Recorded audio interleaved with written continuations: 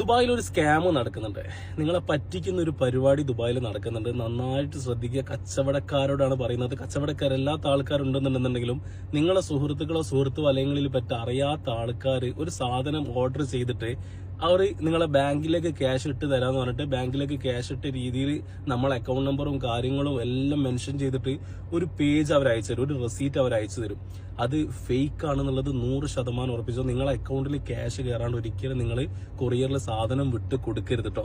വേറെ ഒന്നുണ്ടല്ല, ഞാൻ പെടാൻ പോയിട്ട് എൻ്റെ ഒരു സുഹൃത്ത് പറഞ്ഞപ്പോൾ സത്യം പറയണമെന്നുണ്ടെങ്കിൽ ഞാൻ രക്ഷപ്പെട്ടു പോയതാണ്. പക്ഷെ ഇങ്ങനെ ഒരു വീഡിയോ ചെയ്യണം എന്ന് തോന്നി. ഏറ്റവും കൂടുതൽ ഇതിൽ മൊബൈൽ ഷോപ്പുകാരാണ് പെടുന്നത്. എന്റെ ബർദുബായിലുള്ള ഒരു ഷോപ്പുകാരൻ പെട്ടിട്ടുണ്ട്, അതുപോലെ തന്നെ കറാമിലുള്ള ഒരു ഷോപ്പുകാരൻ പെട്ടിട്ടുണ്ട്. പക്ഷെ അവരൊക്കെ ആള് മനസ്സിലായതുകൊണ്ട് കൈയോടുകൂടി പിടികൂടി 2 അടി കൊടുത്തതിന് ശേഷം പൈസ നല്ലോണം ക്ലിയർ ആയിട്ട് അവൻ തന്ന് തെറ്റ് പറ്റിപ്പോയതാണെന്ന് പറഞ്ഞിട്ടുണ്ട്. ഒരു മലപ്പുറം സ്വദേശിയാണ്, അതുപോലെ തന്നെ ഒരു തൃശ്ശൂരുള്ള ഒരാളും ഇതിന്റെ ബാക്കിൽ ഇതുവരെ ഞാൻ കണ്ടതിലുണ്ട്. ആളെ പേരും കാര്യങ്ങളൊന്നും വെളിപ്പെടുത്താതെ ഇവിടെ ഏറ്റവും കൂടുതൽ നിയമവും കാര്യങ്ങളൊക്കെ ഒരാളെയും പേഴ്സണൽ ഹരാസ്മെന്റ് ചെയ്യരുത് എന്നുള്ള രീതിയിലാണ്.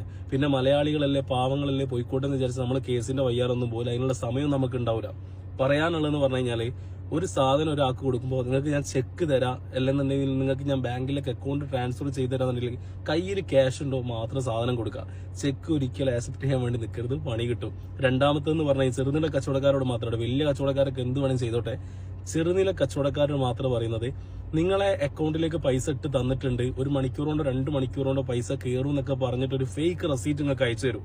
നിങ്ങൾ വിശ്വാസത്തിന്റെ പേരിൽ നിങ്ങൾ അങ്ങനെ കാത്തു കുത്തിരിക്കും, പക്ഷെ പൈസ കയറില്ല കേട്ടോ. പൈസ കയറി 100% കൺഫേം ആയതിനു ശേഷം മാത്രം സാധനം കൊടുക്കാൻ നിന്നാൽ മതി. അല്ലെങ്കിൽ 100% 8ന്റെ പണി കിട്ടും കേട്ടോ.